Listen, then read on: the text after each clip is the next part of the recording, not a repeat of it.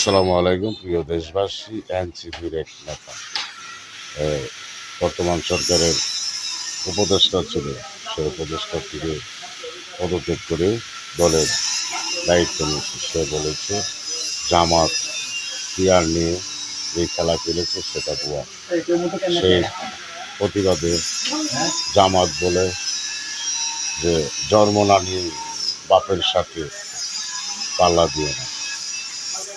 তো উচিত কথাগুলি আমাদের মাথায় বাড়ি করে জামাতে ইসলামী ওয়াহাবীর দলগতরা দেশের মধ্যে যে পিয়ার পিয়ার করে দেশে অশান্তি, এই রাজনীতিতে যে অশান্তি নামিয়ে এনেছ, সেই অশান্তি প্রতিবাদ করেছে এনসিপি, যা সারা বাংলাদেশের মানুষ।